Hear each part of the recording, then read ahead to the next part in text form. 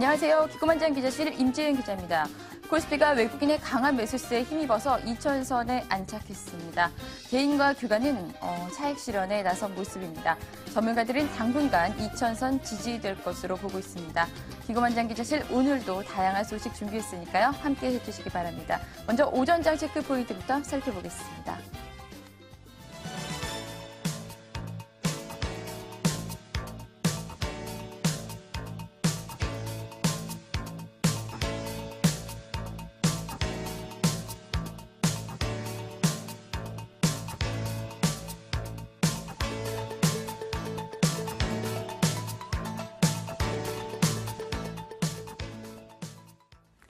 안녕하세요. 기고만장 체크포인트 박민용입니다. 국내 증시 오랜만에 봄바람을 제대로 타고 올라가 주는 모습이 그려지고 있습니다. 7거래 연속해서 외국인의 매수세가 감지되고 있다는 점 긍정적인데요. 자, 증시가 시원한 만큼 저희도 역시 정보 전달 시원하게 전달해 드려야겠죠. 일단 하나의 이슈부터 점검해 보도록 하겠습니다. 올해 부동산 관련한 정책 이슈가 참 많았습니다. 실효성이 있었던 정책도 있었고 그렇지 못한 이슈들도 많았는데요. 국토교통부가 올해 주택 종합계획을 확정 발표했습니다. 주택 공급 계획과 함께 정책 기조를 드러내는데요. 자세한 소식은 취재기자 연결해서 나눠보도록 하겠습니다. 건설부동산부 김주영 기자입니다. 김주영 기자. 네, 올해 전국의 주택 인허가 목표 물량이 37만 가구로 결정됐습니다. 국토교통부는 주택정책심의위원회의 심의를 거쳐 오늘 이 같은 내용의 2014년 주택 종합계획을 확정했는데요. 올해 목표 물량 37만 가구는 지난해 주택 인허가 실적 44만 가구의 85% 수준입니다. 지역별로는 수도권과 지방에서 각각 20만 가구, 17만 가구를 인허가할 계획입니다. 올해 준공 물량도 공개됐는데요. 올해 입주 가능한 공공분양주택과 임대주택은 각각 2만 6천 가구, 5만 1천 가구입니다. 공공과 민간을 통틀어 전체 준공 물량은 43만 8천 가구로 지난해 실적 39만 6천 가구보다 10% 증가할 것으로 예측됐습니다. 국토부는 올해 주택 관련 중점 추진 과제도 제시했는데요. 무엇보다 임대주택 공급을 확대하겠다고 강조했습니다. 준공 기준 공공임대주택은 건설임대 5만 1천 가구 외에 매입임대 1만 3천 가구, 전세임대 2만 7천 가구 등 모두 9만 가구를 공급할 계획입니다. 행복주택은 올해 안에 2만 6천 가구에 대해 사업 승인을 하고 이 가운데 3천 가구의 착공을 추진하기로 했습니다. 이와 함께 공공과 민간의 부동산 투자회사, 곧 리츠 활성화를 통해 임대주택 공급을 확대할 방침입니다. 국토부는 전월세 대책 정비 계획도 밝혔는데요. 저소득층의 월세 부담을 줄이기 위해서 오는 10월부터 주거급여의 대상을 기존 73만 가구에서 97만 가구로 늘리고 월 평균 지급액을 8만 원에서 11만 원으로 상향합니다. 또한 월세 소득공제를 세액공제로 바꾸고 고액전세 지원을 줄이기 위해 주택기금 전세대출 대상을 보증금 3억 원 이하로 제한했습니다. 주택시장 정상화를 위한 대책도 계속해서 본격화됩니다. 재건축 규제 완화, 분양가 상한제 신축 운영 방안을 지속적으로 추진하기로 했고요. 장기 저리 주택 대출도 유지될 전망입니다. 주택기금의 디딤돌 대출을 올해 최대 10만 가구, 9조 원 규모로 시행하고 공유형 모기지는 1만 5천 가구, 2조 원까지 지원하기로 했습니다. 머니투데이 방송 김주영입니다. 네, 각각의 규제 완화 부분이 실효성 있게 반영이 됐으면 좋겠네요. 자, 이어서 머니투데이 방송 보도본부가 보고 있는 이슈들부터 점검해 보도록 하겠습니다. 일명 섀도우 뱅킹이라고 하죠. 그림자 금융, 중국 경제를 위협하는데 이제는 한국 경제까지 위협하고 있다라는 소식 전해지고 있습니다. 이 그림자 금융의 규모가 날이 갈수록 커져가고 있는데요. 지난해 말 1,500조 원을 넘어섰다고 합니다. 한국은행의 자료에 따르면 지난해 그림자 금융 규모는 전년보다 11.2% 늘어난 1,561조 원으로 집계됐습니다. 이는 지난해 명목 국내 총생산 1,428조 3천억 원보다 높은 수치인데요. 그림자 금융은 당국의 규제를 받지 않는 금융기관과 이들 사이의 거래를 말합니다. 한편 주요 G20 국가에서는 금융규제기구인 금융안정위원회 조사 결과 지난 2012년 기준 한국의 GDP 대비 그림자 금융 비중은 108.4%로 조사 대상 26개 국가 중 우리나라는 7위를 차지했습니다. 불안전 판매도 얽혀 있는 만큼 조속한 관리 체계가 필요할 것 같습니다. 네, 그림자 금융이 7위를 차지했다라는 소식이었는데요. 그 밖에 7위 소식도 있습니다. 바로 외환 보유액, 우리나라가 세계 7위라고 하는데요. 1위는 중국이고 2위는 일본, 그리고 3위 스위스에 이어서 7위를 차지했다라는 소식 전해지고 있습니다. 자세히 한번 살펴보시죠. 우리나라 외환 보유액이 3,500억 달러를 넘어서고 계속 증가세를 이어가고 있습니다. 한국은행은 3월 말 현재 외환 보유액이 3,543억 4천만 달러로 한 달 전보다 25억 5천만 달러 늘었다고 밝혔습니다. 외환 보유액은 지난해 7월부터 9달 연속 최대치를 경신하고 있는데요. 한국은행은 유로화 등의 강세에 따라 이들 통합 표시 자산의 미국 달러화 환산액이 증가했고 외화 자산 운용 수익도 늘었다고 설명했습니다. 너무 많거나 적어도 문제가 발생하는 만큼 국가의 정확한 관리가 필요할 것 같습니다. 네, 다음 소식입니다. 건설 경기 침체 속에서도 국내 건설 기업들은 해외 시장에서 선전하고 있죠. 정부가 2017년까지 해외 건설 5대 강국 진입을 위해서 국내 건설 시장 내실 다지기에 나섰습니다. 임채영 기자가 전합니다. 지난 1분기 해외 건설 수주액은 176억 달러를 기록하며 올해 수주 목표액인 700억 달러 달성에 성큼 다가섰습니다. 정부는 2017년 해외 건설 5대 강국 진입을 목표로 범정부적 차원에서 해외 건설을 지원하고 있지만 여전히 한계점이 적지 않습니다. 해외 건설 수주는 양적 성장에도 불구하고 여전히 중동, 플랜트에 편중되어 있고 중소기업 수주액도 정체되어 있는 실정입니다. 정부는 이 같은 문제를 해결하기 위해 올해는 양적 성장과 더불어 질적 내실화에 초점을 두고 해외 건설 5대 핵심 정책을 추진합니다. 우선 해외 건설의 지역적 분야적 한계점을 극복하기 위해 파급 효과가 큰 도시, 국토정보, 공항 분야 등 메가복합 프로젝트와 공종 진출을 확대합니다. 이를 위해 타겟형 지원단을 연중 파견하고 시장 개척자금 타당성 조사 지원도 확대합니다. 중소 중견기업 이행성 보증을 위해 사업성 평가를 통한 보증서 발급을 시중은행으로 확대하는 방안을 추진하는 등 맞춤형 금융 지원도 강화합니다. 해외 건설 수익성 제고를 위해 주요 지역별 진출 전략과 해외 진출 리스크 정보를 제공하고 고위급 초청 연수도 확대해 해외 건설 맞춤형 R&D도 추진합니다. 특히 중소 중견기업의 진출을 확대하기 위해 기업별 특화된 장점을 이끌어낸다는 방침입니다. 중소업체들에 대해서는 이제 특화된 기술들이 다 있거든요. 어떤 것들은 뭐 기초를 잘하는 업체들, 어떤 업체들은 이제 교량을 잘하는 업체들. 그래서 금년도부터 저희들이 우수 해외 건설 업체를 지정해서 정부에서 여러 가지 지원도 해줄 계획인데. 정부는 이와 함께 효율적 지원 체계를 구축하기 위해 해외 건설 상징 브랜드 홍보를 강화하고 제3차 해외 건설 진흥 계획도 수립할 계획입니다. 머니투데이 방송 임채영입니다. 자, 그럼 이어서 공시사항도 확인해 봐야겠죠. 시장에 영향을 미치고 있을 만한 이슈들 점검해 드리겠습니다. 첫 번째 공시사항 열어볼게요. 자, 오늘 오전이었습니다. STX 중공업 이 횡령 배임설 관련해서 조회 공시를 요구받은 상황인데요. 강덕수 전 회장의 이야기입니다. 강덕수 전 회장은 STX 중공업 자금으로 다른 계열사를 지원해 회사에 2천억 원대 손실을 끼쳤고 회사 돈을 빼돌린 혐의로 검찰에 소환돼 조사를 받을 것이라는 언론 보도가 있었습니다. 한국거래소 측에서는 횡령 배임 혐의 등 관련 보도에 대한 조회 공시를 요구했는데요. 공시 시한은 이날 오후 6시까지입니다. 오늘 주가는 급락 흐름 보이고 있습니다. 자, 지난해부터 동양 관련 이슈를 계속 전해드리고 있습니다. 상장 폐지 관련한 이슈까지 나오고 있었는데요. 거래소 측에서 이제는 상장 폐지를 하지 않겠다, 유지하겠다라는 입장을 드러냈습니다. 동양과 동양시멘트 그리고 동양네트워크스 모두를 말하고 있는데요. 거래소 측에서는 기업심사위원회 심의 결과를 반영해서 기업의 계속성 및 경영 투명성 등을 종합적으로 고려할 때 상장 폐지 기준에 해당하지 않는다라고 밝혔습니다. 이어서 다음 소식 점검해 보시죠. 최근 들어서 LG U+와 계약을 맺는다는 소식이 많이 들리고 있습니다. 이번엔 대한광통신 측에서 LG U+와 154억 원 규모의 계약을 체결했다라는 소식 전해지고 있는데요. 살펴보도록 할게요. 대한광통신은 LG유플러스와 154억 원 규모의 광케이블 단가 계약을 체결했다고 밝혔습니다. 지난해 매출액 대비 14%에 해당하는 규모로 계약 기간은 오는 2015년 3월 31일까지인데요. 하지만 이를 늦게 공시하면서 불성실 공시법인으로 지정됐다는 소식도 함께 전해지고 있습니다. 네, 오늘 인터파크 INT가 주가 급등 흐름 보이고 있는 가운데 인터파크 관련한 소식은 좀 좋지 못한 소식이 전해졌습니다.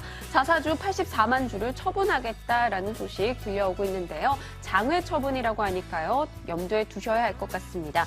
처분 예정 금액은 41억 원으로 한 주당 4,914원인데요. 또 56,400여 주는 주식 매수 선택권 행사에 따른 자사주 교부를 위해서 장외에서 처분된다고 밝혔습니다. 인터파크 하지만 오늘장 주가 흐름 견조하네요. 3.57% 상승 흐름 보여주고 있습니다. 지수가 올라서면서 상승 하락 특징주 찾아보는 재미가 쏠쏠합니다. 상승 쪽에서는 컴투스 그리고 초록뱀이 눈에 띄고 있고요. 하락 종목에서는 경남제약과 영원무역 등이 확인되고 있습니다. 먼저 컴투스부터 열어볼게요. 6거래일 연속해서 급등 흐름을 보이고 있습니다. 이 새롭게 출시한 낚시의 신이 전 세계에서 인기를 끌고 있다는 소식에 컴투스가 이틀째 상한가인데요. 출시 6일 만에 전 세계 누적 다운로드 건수가 300만 건을 넘어가면서 기대감을 모았습니다. 오늘장까지 급등 흐름 유지하며 37,950원대에서 거래되고 있습니다. 자, 초록뱀도 관련 소식이 있습니다. 초록뱀 미디어가 대만 드라마 시장 진출 소식을 전했습니다. 어제장 상한가에 들어간 바 있죠. 대만 드라마 제작사 흑공과 16부작 드라마 Say I Love You를 공동 제작한다라는 소식이 들려왔는데요. 오늘장까지도 8% 급등 흐름 이어가고 있습니다. 반면 부진한 종목도 있습니다. 경남제약입니다.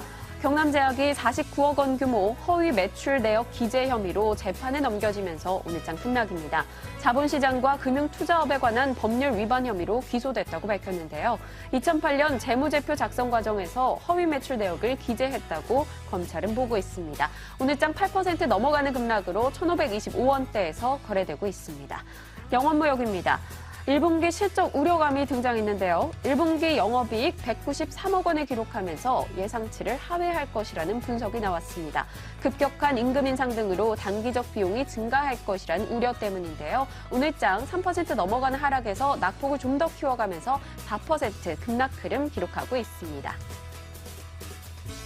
정신없이 바쁜 하루 속에서 필요한 정보만 쏙쏙 골라드리겠습니다. 지금까지 귀고만장 체크포인트였습니다.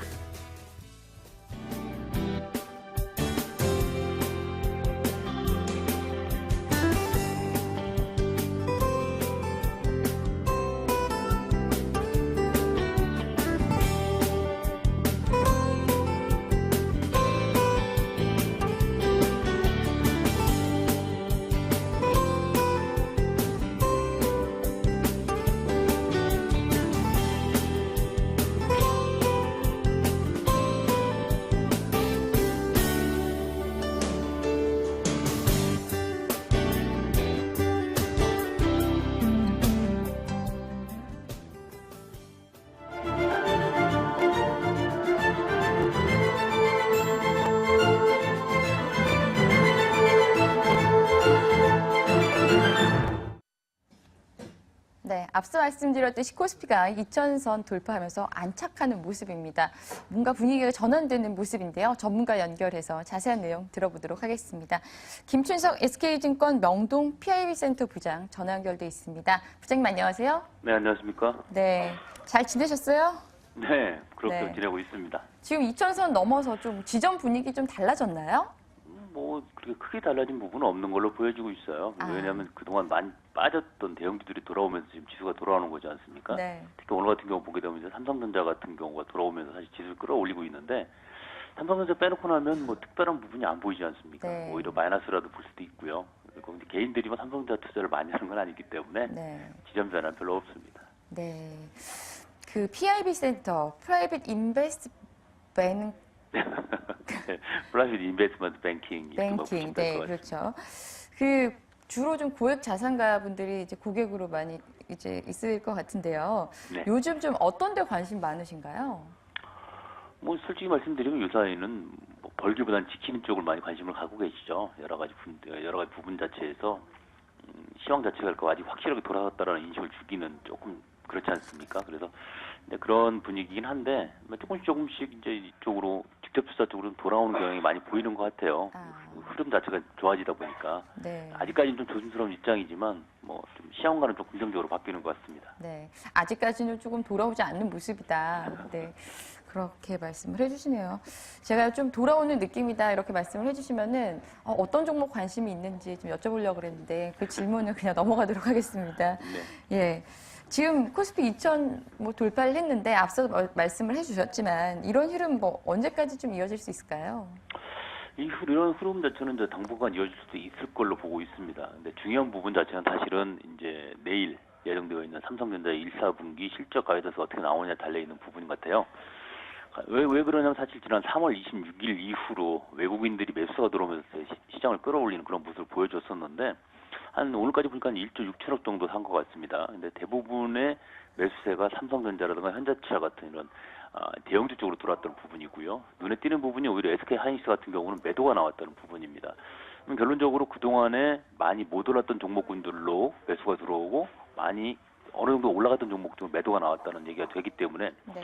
이 부분이 이어지려고 친다고 한다면 결론적으로 실적이 바탕이 되지 않을까 이렇게 생각을 하고 있습니다. 네. 그중에서 삼성전자로 한다면 뭐 우리 시장을 대표하는 종목이기도 하지만 IT의 리더 아니겠습니까? 삼성전자 1, 4분기 실적이 잘 나온다고 한다면 IT 업계 주가 자체에 큰 영향을 미칠 것이기 때문에 이 부분을 좀 지켜봐야 될 것 같고요. 네. 또 하나는 4월 11일자로 예정되어 있죠. 이제 삼성의 갤럭시 S5가 글로벌 출시가 예정되어 있는 상태인데 이거에 대한 초기 반응이 어떻게 나오냐에 따라 좀 영향이 있을 것 같아요. 이 반응이 좋다고 친다면 결론적으로 이제 휴대폰 부품이라든가 이런 것들이 움직일 수 있을 것이고요. 네. 그렇게 된다고 친다면 오히려 이제 좀 전체적인 업황이 좀 활황이 될 수가 있겠죠. 네. 그리고 또 하나의 관건 자체는 지금 빠르게 하락하고 있는 낸드 플래시 가격입니다. 네. 이게 사실 SK하이닉스가 빠지게 되는 이유 중에 하나도 사실은 낸드 플래시 가격 때문이라고 볼 수가 있는데 이 부분이 언제나 좀 안정이 되느냐에 따라 가지고 향후에 반도체 장비주라든가 또는 OLED 장비주 이런 장비주 발주에도 관련이 있기 때문에 그런 걸 좀 지켜봐야 될 것 같고 이렇게 본다고 친다면 천상 4월 그 다음 주 정도 4월 만기 오는 다음 주 정도는 지나봐야 전체적인 시장 흐름을 좀 알 수가 있을 것 같다 이렇게 말씀드릴 수 있을 것 같네요. 네. 이렇게 여러 가지 변수들이 있는데 외국인들은 지금 계속 연속해서 사들이고 있단 말이죠. 네. 이런 배경 어디서 찾을 수 있을까요? 전반적인 배경 자체는 그렇습니다. 글로벌리하게 보게 되면 지금 선진국들의 주가는 조정 상태에 들어가 있는 상태예요. 네. 뭐 미국은 지금 뭐 한 3, 4일 전도 올라오고 있긴 하지만 전반적인 부진인 조정이거든요. 그런데 이제 그동안에 좀 흔들려왔던 이머징 마켓 쪽에서의 선순환 자체가 좀 보이고 있습니다. 특히 대만이라든가 인디아 같은 경우는 상당히 강세를 띠고 있는 그런 모습이거든요. 그래서 그런 부분에 대해서 그동안 좀 낮은 평가를 받았던 우리나라 시장 쪽으로도 매수가 들어온다고 볼 수가 있겠고 또 하나는 그거죠. 요새 한참 유행했던 롱숏 펀드라고 볼 수가 있는데 네. 거래소 대형주 쪽으로 인해서 일단 공매도가 많이 나왔었지 않습니까? 그게 네. 이제 기관이기도 하고 하지만 외국인들 상당수 있었다고 볼 수가 있는 부분이에요. 그런데 이제 그 부분들 자체가 거래 대형주들이 이제 배럴신 대비 너무 많이 빠졌다는 어떤 인식 때문에 쇼커버링 물량이 많이 들어온 걸로 보여지고 있습니다. 네. 그러니까 이제 3월 말까지는 사실은 이것이 이제 어떤 뭐라고 표현해야 될까요? 윈도우 드레싱에 관련된 어떤 물량이 상당히 있다고 보여졌는데 4월달까지 들어와서가 이어지는 걸 보게 되면 결론적으로 그 부분도 역시 숏커버링 영향이 많다 이렇게 볼 수 있을 것 같습니다. 그래서 이 부분이 해소가 되기까지는 뭐 단시간이 걸리지는 않을 것이기 때문에 네. 상당 기간 동안은 외국인 사자가 좀 이어질 가능성이 있다 이렇게 볼 수 있을 것 같습니다. 네. 상당 부분 좀 외국인 매수세는 앞으로 이어질 수 있겠다 이렇게 말씀을 해주셨는데요. 그럼 마지막으로 지금 코스피 중에서도 좀 코스피 소형주들이 강세를 보이고 있는데요. 지금 이 구간에서 투자 전략 어떻게 세워야 될까요? 글쎄요, 이제 항상 보게 되면 이제 시장이 보자기 이론이라는 게 있습니다. 보자기 가운데를 들어 올리면 가운데가 먼저 올라가고 내귀퉁이가 가장 나중에 올라가지 않습니까? 근데 보자기를 떨어뜨리게 되면 내귀퉁이가 먼저 떨어집니다. 무슨 말씀을 드리고 싶은 거냐면 일단 종목별 키맞추기 장사가 먼저 되기 이전에 움직여야 될 게 뭐냐면 거래소의 대형주들의 키맞추기가 돼야 된다는 부분입니다. 그러니까 그동안 많이 빠졌던 조선이라든가 화학이라든가 자동차 같은 종목군들이 돌아와서 어느 정도 키맞추기 되고 난 다음에 네. 그거와 연관된 종목들이 움직일 수 있는 부분이거든요. 그러면 앞에서 말씀드린 것처럼 결론적으로 휴대폰 부품주라든가 또는 자동차 부품주라든가 이런 것들이 움직이기 위한 선제 조건들이 해결이 돼야 된다는 부분이 있죠. 네. 그 부분이 되기 전에 개별주들이 움직이기 위한 자체는 그다지 크게 어떤 호응을 못 얻을 가능성이 많습니다. 그래서 일단 지금 대형주들이 올라오는 이 추세가 좀 유지가 되면서 네. 어느 정도 견고한 흐름을 유지시켜줘야만이 그 다음에 코스피에 있던 중소형주들도 움직일 수 있는 자리가 된다. 이렇게 말씀드릴 수 있을 것 같습니다. 네. 일단 코스피 대형주가 오른 이후에 이제 이것들이 뒷받침되었을 때 중소형주들이 오를 수 있다. 이렇게 분석을 해주셨습니다. 네, 지금까지 김춘석 SK증권 PIB 센터 부장 연결해봤습니다. 네, 시간 내주셔서 고맙습니다. 네, 감사합니다. 네, 잠깐 뉴스 살펴보시고요. 머니트렌드 코너 이어집니다.